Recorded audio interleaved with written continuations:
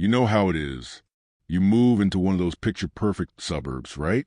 Manicured lawns, beige houses as far as the eye can see, and you think, cool, peace and quiet, until you meet the HOA president. Let's call her Brenda. Oh, Brenda. She's the kind of woman who uses a ruler on your grass and measures the tilt of your garden gnome. A living, breathing, lemon-sucking HOA Karen. My wife, Maya, she's quiet, works from home, always on her laptop with these weird, colorful screensavers that look like alien languages. I figured she was some kind of data analyst. She said, something with patterns, babe. I never pushed. She's zen. Until Brenda decided our new shed was 0.3 inches into the setback line from a property survey of 1978. Brenda's first move was the official warning letter. Laminated. Maya just smiled, recycled it. Then came the fines. Maya paid him, said it wasn't worth the energy.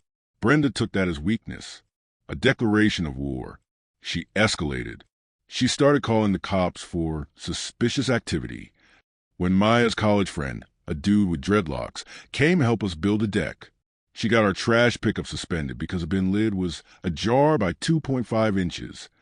One Tuesday, it hit the fan. Maya had just gotten off a long, weird shift, eyes all stormy. She's planting these heirloom tomatoes Brenda's bylaws called a blight on the neighborhood's aesthetic uniformity. And Brenda marches over, phone out, recording. Maya, the covenant clearly states vegetable prominence cannot exceed floral prominence. Those tomatoes are prominent. Dig them up by sunset or at a $50 daily fine. Something in Maya's posture changed. It wasn't anger. It was cold focus, like a switch flipped. She looked at Brenda's recording phone, then at Brenda, and her voice dropped to this calm, flat tone I'd never heard before.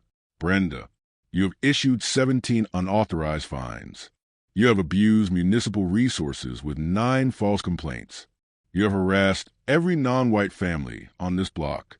Your HOA email server is hosted on a poorly secured port in Omaha. Your personal bank account uses the password Bentley 2021, your dog's name, and your graduation year. Cease and desist. Brenda's face went from smug to bloodless. Her phone actually wobbled. How? How dare you? I'll sue for slander. I'll have you. Maya cut her off, not even raising her voice. Your son, Trevor, is currently using the HOA's Wi-Fi to torrent 3 Marvel movies. The IP address is logged. The MPAA fines are considerable. I suggest you go home, Brenda, and maybe change your passwords. Brenda just stood there, mouth open like a fish. She turned and practically sprinted back to her house. I was stunned. Babe, what was that? How did you even know all that? Maya just patted my arm, that zen smile back, but with a new, sharp edge. I told you, sweetie. I work with patterns. For the NSA, Brenda's entire life is a very, very predictable pattern. I thought it was over. We won. Brenda was a ghost for weeks. No letters, no fines, nada. It was peaceful. Then this morning, a certified letter arrived from the HOA's lawyers. A formal notice of lien against our house for persistent and willful violation of community standards. They'd hired some big gun firm. Brenda wasn't backing down. She was doubling down. Maya read it, her expression unreadable. She let out a soft, almost pitying sigh. Oh, Brenda, she whispered. You just had to lawyer up. You just had to make it formal. She stood up, went to her secure laptop, and typed a sequence that made the screen go black with green text. She looked over at me, and for the first time, I saw the full, terrifying depth of the woman I married. Remember how I said I work with patterns? She said, her fingers hovering over the keys.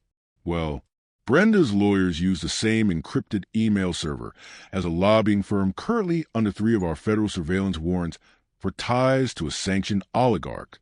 Every email they sent about our case, every strategy memo, is sitting in a flagged NSA folder. She clicked a single key. Time to introduce Brenda to a whole new pattern. Maya said, her voice like ice. The kind that doesn't end with fine. It ends with federal case. Let's see how our covenants hold up against a Title III wiretap authorization. And y'all, that's when my wife, the quiet lady from Lot 42, leaned back and asked me the most chilling question I've ever heard. Baby, how do you feel about moving? Because by the time I'm done, this whole HOA board is going to need new identities. And Brenda, she's going to wish she'd just worried about her own damn lawn.